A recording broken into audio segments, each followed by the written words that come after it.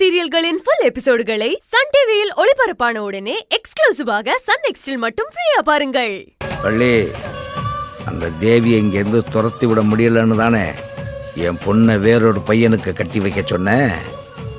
இரு, அதுக்கு நானே ஒரு வழி பண்றேன். ஏங்க, நான் தெரியாம தான் கேக்குறேன். என் தங்கச்சி என்ன நீங்க திங்கிற சோத்துல மண்ணலி போட்டாளா? அப்ப எதுக்கு உங்களுக்கு வயிறு எரியுது? சும்மா சவுண்ட் விடுற வேலையெல்லாம் இங்க வேண்டாம். என்ன நெஞ்சலத்த இருந்தா ஏன் முன்னாடியே என் தங்கச்சி அதட்டி பேசுவோம். நான் அவங்க கிட்ட வம்புக்கு போனேன். அவங்க தான் தேவையில்லாம வார்த்தை விட்டுக்கிட்டு இருக்காங்க. அதுக்கான பதில நான் சொல்லிக்கிட்டு இருக்கேன். நீங்க தலையிடாதீங்க. நான் தலையிடாம வேற யாரா தலையிடுவா? உன் தங்கச்சியும் பண்ண கேவலத்தை சொல்லும்போதே உனக்கு வயிறு எரியுதே.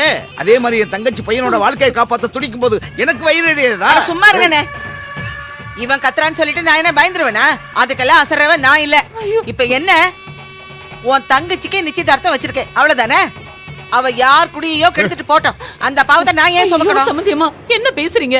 சரிம்மா, நான் உன்ன மாதிரியே கேக்குறேன். இப்ப என்ன, உன் பொண்ணுக்கு நிச்சயம் சொல்ல வந்த, சொல்லிட்டேல, கிளம்பு. என் பையன் வந்தா நான் பேசிக்கிறேன். என்ன சம்பந்தி நீங்க? எதுக்கு நீங்க இப்படி எல்லாம் பேசுறீங்க?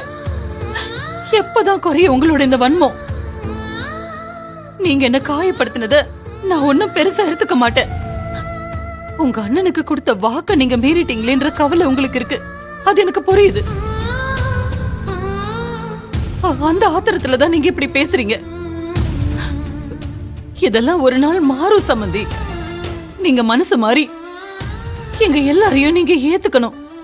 அந்த நாளுக்காக தான் நாங்க காத்துக்கிட்டு இருக்கோம். என் பொண்ணு தேவி பண்ணது சரின்னு நான் நியாயப்படுத்த விரும்பல.